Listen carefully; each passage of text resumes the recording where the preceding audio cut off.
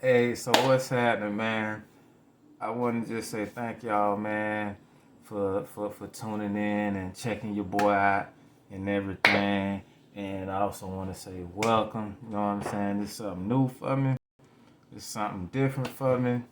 But you know what I'm saying? It's a true testament. It's a true story. You know what I'm saying? And I know it's other guys or whatever the case that's had to probably go through the same situations and everything. So basically, but it ain't just for, you know what I'm saying, guys or this and just any kind of single parenting. We just all just trying to figure out a way to, man, just bring these kids up the right way. So in saying that, man, and speaking of the kids, you know, your boy, I'm a girl dad, you know, and so yeah, I'm a little old school or whatever the case, and all those things with it.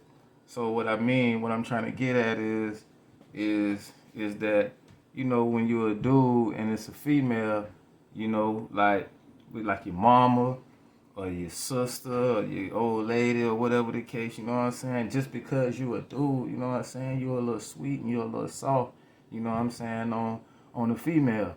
So yeah, man. I never thought, you know what I'm saying, in my life I would have to, you know what I'm saying? Breathe, breathe. Yeah, man. So now all the princes and the baby dolls and the nails and all of this kind of stuff, man. I have to. This is my full time job, and I would just throw out a disclaimer and just say, yeah, man. Officially, man. I don't know what else to say, man. Just yeah, man. So, yeah, man, your boy done went soft, man. Ain't that some shit, man? And that's another thing too. I'm trying to. This is gonna be for kids and all, so I'm working on the. I got the so. Everybody, please, like, just bear with me, cause I am a work in progress. All right, but yeah, man, officially, man, the Prince's dad, overload. Ain't got so.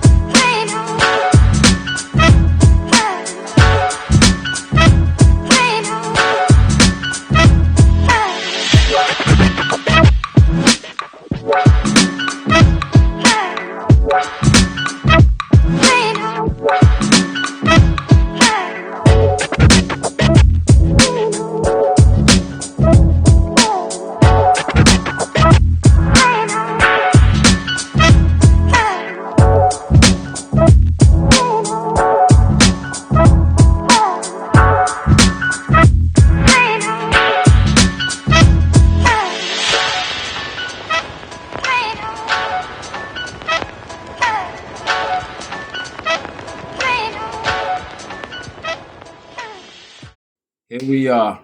We're gonna start at 2018.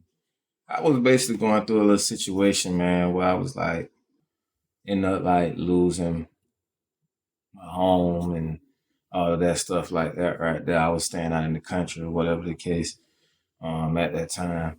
And so like at this particular time, man, I was like going to church and you had a pastor named shout out to Pastor Blue. Um, and it was like, man, I swear to God, man, like every single time I went to see him, whatever emotion, like whatever I was going through or whatever the case at the time, it was like, it was like he just he hit on like all of it. You know what I'm saying? And just different topics. Like he'll take one topic and make it like a whole ceremony. You know what I'm saying? And and so basically, like, you know how they'll always have like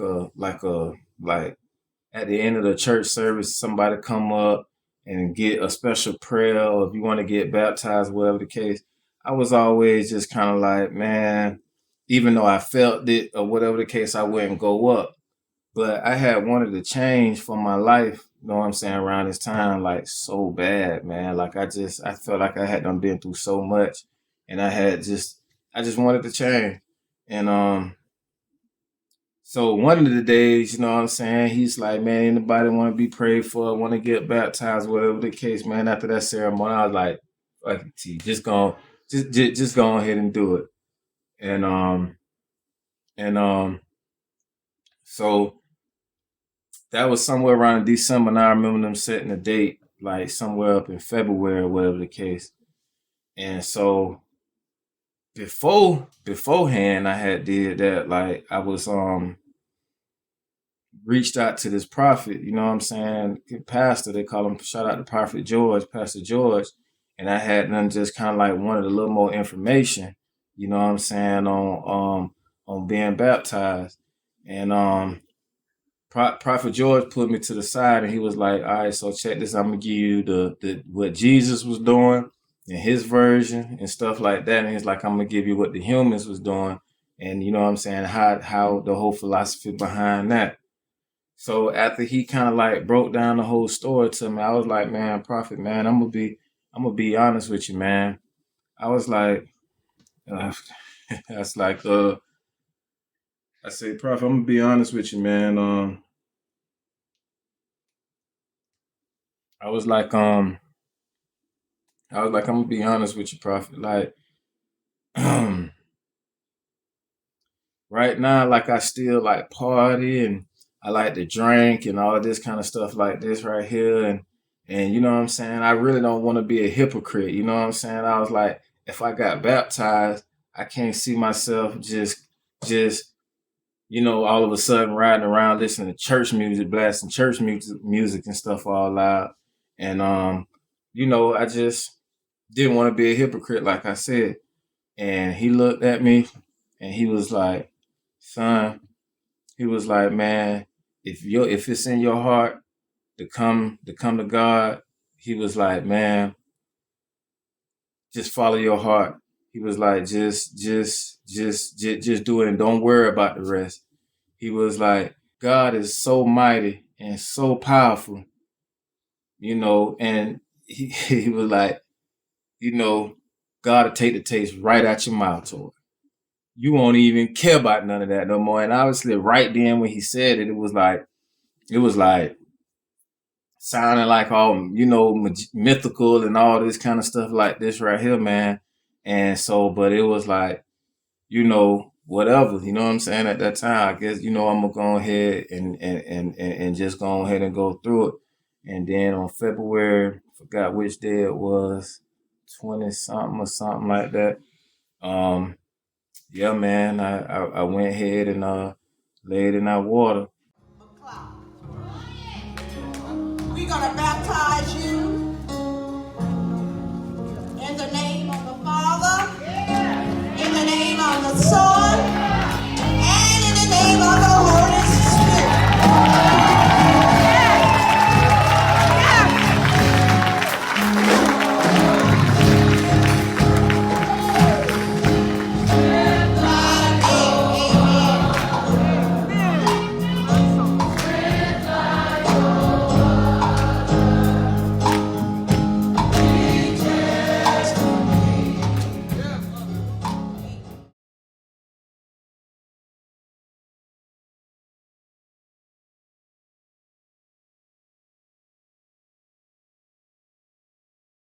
2 months later, um,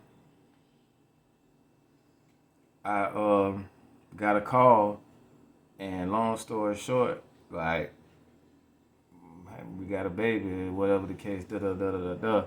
So it was like short notice or whatever the case for me, and so it was like just crazy, and everything. But that's just another story. But the main point is to say, like, now I'm moving back to Gainesville, and I never forget, it was like June 1st, June 2nd, or whatever the case. I finally found me a little cheap 1 bedroom, 1 bathroom, you know what I'm saying? I mean, small kitchen and all of that, you know, a little apartment or whatever the case. And I remember just one night just slanging, taking stuff out of U-Haul, just slanging stuff just everywhere, just trying to take it out and get the U-Haul and gone. And then it's like, as soon as I unloaded all this stuff in the house or whatever the case, it was like, all right, now it's time to go to the hospital. And you know what I'm saying? That's when, voila, June 7th, 2019, the storm was born. And yeah.